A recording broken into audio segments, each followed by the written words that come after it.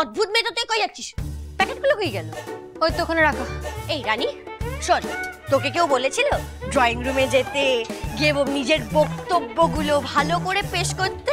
কেউ বলেনি তো। তা সত্ত্বেও তুই নিজের ইচ্ছে মতন চলে গেলি। আচ্ছা তুই তো জানিস জয়ের মাথা সারাক্ষণ গরম থাকে, কোনো দরকার ছিল আর ওর মাথাটা গরম করে দেওয়ার কোনো তো দরকার ছিল না। ছেলেটা সবে মাত্র একটা নার্সিং হোমে ঢুকেছে, সেটা নিয়েও নাকি এত গন্ডগোল। এই তুই বুঝতে পারছিস না?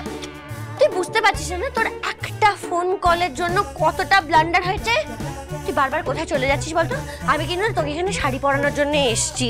একের পর এক ঝামেলা, একের পর এক ঝামেলা তুই করেই যাচ্ছিস। রনি এই শোন, আমার মাথা ঠান্ডা রাখতে পারছি না আমি, মারাত্মক লেভেলের আমার মাথা গরম হয়ে যাচ্ছে। শোন শোন শোন এদিকে, তোকে আনিশাকে অতগুলো কথা বলতে কে বলেছিল বল? কে বলেছিল? ভুলে যাস না ও কিন্তু ওই নার্সিং হোমটার ওয়ান অফ দ্য ডিরেক্টরস। হ্যাঁ, আর ওই কি ওই নার্সিং হোমটার মালিক ও তো তার ফিয়ন্সে। আবার রানী, জয়ের চাকরিতে যদি কোনো প্রবলেম হয়, ওকে যদি কথা শুনতে হয়, যদি জয়ের চাকরি চলে যায়, রানী প্লিজ, ওটা জয়ের ওয়ার্ক লাইফ, প্রফেশনাল লাইফটা দয়া করে ঘেঁটে দিস না রানী। এবার কিন্তু বাড়াবাড়ি করছিস তুই। এত বড় একজন ডক্টর, তার নাকি এইটুকুতেই প্রফেশনাল লাইফ ঘেটে গেল। আচ্ছা কি এমন বলেছি আমি? হ্যাঁ, স্ট্রেট সত্যি কথা বলেছি। আর তোরা কেউ কিছু বলছিস না বলেই তো আমি ক্লিয়ারলি বুঝিয়ে দিয়েছি, দ্যাটস ইট। আর কেউ বিয়ে করেছে বলে চাকরি চলে যায়, এমন কোনোদিনও শুনিনি বাবা। ব্যাস ব্যাস ব্যাস, এইসব নিয়ে আর কোনো আলোচনা নাই। আচ্ছা রানী শোনো, জেঠিমণি বলেছে যে তাড়াতাড়ি করে রেডি হয়ে নিতে হবে, কারণ পুরোহিত মশাই ওদিকে বলেছে সন্ধ্যে লগ্ন। আচ্ছা দেবযানী, আমি ভাবছিলাম যে আমাদের ওই পাশে যে পার্লারটা আছে না, ওখান থেকে কাউকে একজনকে ডেকে নি, রানীর মেকআপটা তাহলে সে করিয়ে দেবে, কেমন হয় বলো তো? কোনো দরকার নেই, আমি একাই সাজগোজ করে নিতে পারবো। আরে তো সাজগোজ করার কে আছে? এমন তো নয় খুব প্রেমের বিয়ে হচ্ছে, আনন্দের বিয়ে হচ্ছে। তাই বুঝি প্রেম নেই?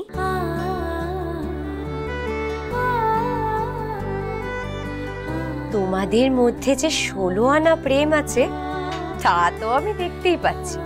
হ্যাঁ, মাঝে মাঝে ঝগড়া, ঝামেলা, অশান্তি সবটাই উপর উপর হচ্ছে, কিন্তু ভেতরে ভেতরে একটা যে অদ্ভুত টান আছে, সেটাও কিন্তু আমার চোখ এড়িয়ে যায়নি রানী।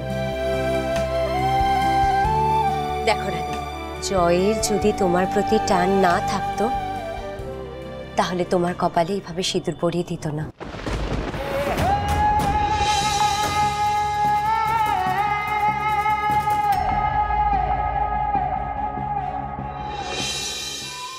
আমি তো আমার দেওরকে চিনি, ও কিন্তু সবার কথায় পাত্তা দেয় না, কিন্তু তোমার কথায় দিয়েছে, মুখে না বললেও দিয়েছে। তাই আর কোনো রাগারাগি না, সব শান্তি। তাছাড়া আজকে মন্দিরে বিয়ে হয়ে যাওয়ার পর কিন্তু তোমাদের দুজনকে একই সাথে একই ঘরে থাকতে হবে। এই ভাই, আরে তুই ধুতিটা একবার পরে নে না, আমিও তো একবারই পরেছি। তারপর মন্দিরে গিয়ে সুন্দর করে বিয়েটা হয়ে গেলে খুলে দিবি, আর পড়তেই হবে না। ছাড় তো, এসবের কোনো দরকার নেই। এই ভাই, আরে খুলে যাবে তো নাকি? আর দরকার নেই মানেটা কি? হ্যাঁ, রানী অত সুন্দর করে সাজবে, ওকে কত সুন্দর দেখতে লাগবে, আর তুই সামান্য ধুতিটা পরবি না, একটু সাজুগুজু করবি না, তা না হলে তোদের বিয়ের ফটোগুলো কিভাবে ভালো আসবে? আরে ভাই, এটাই তো স্মৃতি রে পাগলা, এগুলোই তো তুই সারা জীবন রেখে দিবি। এই সারা জীবন, তাই মনে হয় তোর? তোর মনে হয় আমি সারা জীবন ছবি জমি রেখে আমার মন পুলকিত হবে? এই ভাই, এই না, তোর এত ধানাই পানাই কিসের? হ্যাঁ, আচ্ছা তুই কি রানীকে 5 দিনের জন্য বিয়ে করবি? যে 5 দিন হয়ে গেছে তারপর তুই রানীকে বলবি নাও বিয়ে শেষ, তুমি চলে যাও? তোকে ধুতি পরাতে গিয়ে না, আচ্ছা না, আমি যেটা বলছিলাম বলছি যে মানে সারা জীবনের জন্য যখন তুই একটা জিনিস করবি, সেটা তো ভালো করেই করবি। সারা জীবন? হ্যাঁ, মেয়েটার সাথে 5 দিন টিকলে হয় সারা জীবন? কি কখনো যাই মেয়েটার প্রেমে? এই ভাই তুই কি বললি? হ্যাঁ বল না, কি বললি? আরে বল না ভাই, কি বললি? না তুই তো এটা বললি না যে কি কক্ষণে যে ওর প্রেমে পড়েছিলাম, তাই তো? এই ভাই বল না, এই তুই এটা বল, এই, বল না, করিস না। তুই বললি তো? বারবার বলছিস। আরে ভাই তুই এটা না ভাই, না না না না না, শোন না শোন না, এখন তো কথা ঘুরিয়ে আর কোনো লাভ নেই বাপধন আমার। শোন ভাই, যখন প্রেমে পড়েছিস, ভালোবেসেছিস, মাথায় সিঁদুরটাও পরিয়ে দিয়েছিস, তখন এই সমস্ত ঝামেলাঝাটি ঝগড়াঝাটি দূরে সরিয়ে রেখে কাছে টেনে নে। একই সাথে থাকতে গেলে দুজনের মধ্যে মানে স্বামী স্ত্রীর মধ্যে কতটা অ্যাডজাস্টমেন্ট দরকার সেটা তুমি জানো তো? হুমা অ্যাডজাস্ট করবে, ও অ্যাডজাস্ট করবে। দেখো ছোটবেলা থেকে আমার বিয়ে করার ইচ্ছে ছিল, আমার ইচ্ছে ছিল সংসার করব, অ্যাডজাস্ট করে থাকবো। উনি তো তার পুরো উল্টো, উনি সারাক্ষণ ভাবতেন আমি কি করে বিয়ে করবো, বিয়ে করবে, আমি তো এরকম জীবনে করতেই পারবো না। হ্যাঁ একটু সরো। আরে একদম বেশি আমি বাড়াবাড়ি করছি না, আমি বাড়াবাড়ি করছি না, ও বাড়াবাড়ি করছে কি? আমি বিয়ে করবো না, আমি বিয়ে করবো না, আমি পড়াশোনা করবো। একদম ঠিক আছে, জয়ের মতো হাজবেন্ড পেয়ে বেশ হয়েছে। এবার দেখ কেমন লাগে বোঝ। দেখছি তো, দেখছি কেমন লাগছে।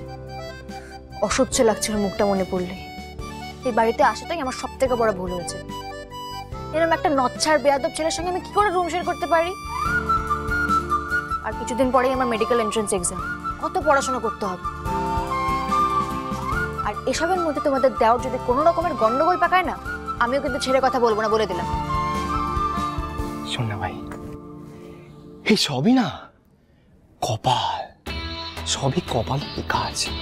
দেখ ভাই, আমরা দুজনে না হরিহর আত্মা, আমরা দুই দেহ কিন্তু এক মন। না তুই বল, মানে আমি তো বিয়েটা করলাম, আমি যেই বিয়ে করলাম তোর মধ্যে হঠাৎ করে বিয়ে বিয়ে ফিলিংসটা জেগে উঠলো, তারপর তুই দুম করে বিয়েটাও করে ফেললি। আর করলি তো করলি কাকে করলি? আমার দেবুর বেস্ট ফ্রেন্ড নানিকে। হ্যাঁ কিরে, মানে পুরো ব্যাপারটা তো জমে খেয়ে। শোন না ভাই, এদিকে আয়, বস বস না। শোন না, আমার একটা প্ল্যান আছে ভাই। হ্যাঁ মানে এই তোর বিয়েটা সুন্দর করে মিটে যাক, তারপরে আমি দেব, তুই রানী, আমরা একসাথে চারজনে মিলে হানিমুনে যাব। হেই তুই চুপ কর তো। আমি না তোর মতো শখের চাকরি করি না যে আজকে অফিস গেলাম তো গেলাম, কালকে না গেলাম তো না গেলাম। সবে একটা নার্সিং হোম জয়েন করেছি, তার মধ্যে যত রাজ্যের ঝামেলা। তোর মতো ওই মেয়েটা অনিশা এসে যে কি গন্ডগোল পাকিয়ে চলে গেল, মাথার মধ্যে যে কি নিয়ে চলে গেল কে জানে। এবার দেখবি কাজের ক্ষেত্রেও আমার সমস্যা ক্রিয়েট করবেই করবে। বড় বৌমা, তুমি একবার অনিশাকে আমার কাছে নিয়ে এলে না? আমি এতক্ষণ ধরে তোমায় কি বললাম? ওর রাগারাগি করে হুট করে বেরিয়ে যাবে, আমি তো বুঝতেই পারিনি। আমি তাও বলেছিলাম ওকে, কিন্তু ও তো। তোমার একবার নিয়ে আসা উচিত ছিল। আরে কাঁটা দিয়ে কাঁটা তুলতে হয়, জানো না? শত্রু শত্রু আমাদের বন্ধু, বুঝলে? ভুলে গেলে চলবে এটা? আমি ভুলিনি ছোট মা। আমি শোনো, আমার দিক দিয়ে আমি যথেষ্ট চেষ্টা করেছি। ওর মাথায় এটা তো ঢুকিয়ে দিয়েছে যে ছোট মা এখনো ওকে খুবই পছন্দ করে। আর আমার মনে হয় ব্যাপারটা খেয়ে গেছে, জানো? চোখ মুখ দেখলে তো বোঝা যায় ও কিন্তু এখনো আমাদের জয়কে যথেষ্ট পছন্দ করে। তাহলে ওই বাপের বয়সী লোকটাকে বিয়ে করতে যাচ্ছে কেন? বোকা নাকি?